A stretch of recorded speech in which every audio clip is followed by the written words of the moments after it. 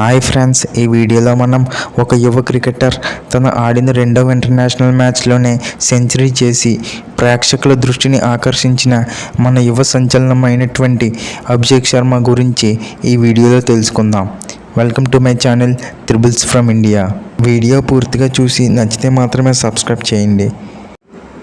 Abhishek Sharma September 4, 2000లో Punjabi ఫ్యామిలీలో జన్మించాడు. తన తల్లిదండ్రులు రాజ్ కుమార్ శర్మ మరియు మంజు శర్మ.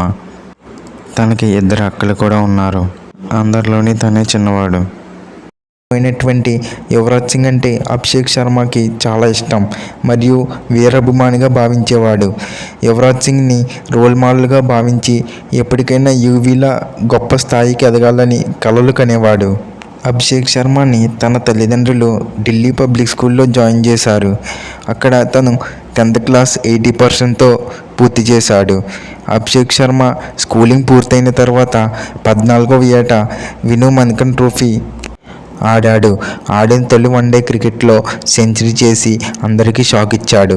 మరియు 2015 నుంచి 16వ సంవత్సరంలో తన 15వ ఏట విజయ్ మర్చెంట్ ట్రోఫీలో ఆడి 109 పరుగులు యావరేజ్ అండ్ 1200 పరుగులు చేసి ఆ టోర్నీలో టాప్ రన్ గెట్టర్గా నిలిచాడు. డిసెంబర్ 2017 సంవత్సరంలో సెలెక్టర్లు ప్రత్యేకంగా తన బ్యాటింగ్ ప్రతిభకు మెచ్చి 2018వ సంవత్సరం న్యూజిలాండ్లో జరిగే అండర్-19 క్రికెట్ వరల్డ్ కప్కు ఎంపిక చేశారు. అభిషేక్ శర్మ ఆటతో పాటు లీడర్షిప్ క్వాలిటీస్ ఉన్నందున 2016 శ్రీలంకలో ఏషియా కప్కు కెప్టెన్గా ఉన్నారు మరియు ఇంగ్లాండ్తో యూత్ ఓడిఐ సిరీస్కు కెప్టెన్గా ఉండి సిరీస్ గెలిపించాడు.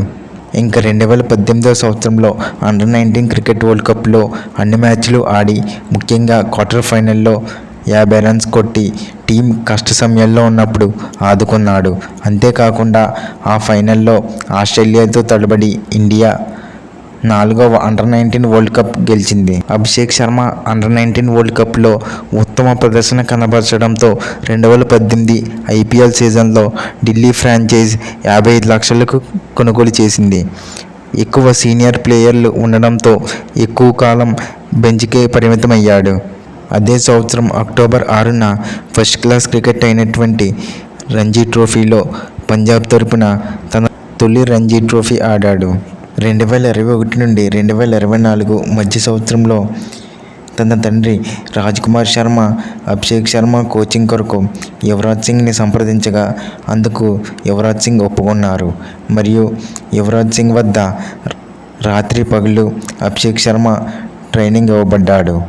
అంతేకాకుండా యువరాజ్ సింగ్ బ్యాటింగ్ స్టైల్ని కాపీ చేసేందుకు అభిషేక్ శర్మ ట్రైనింగ్లో చాలాసార్లు ప్రయత్నించేవాడు.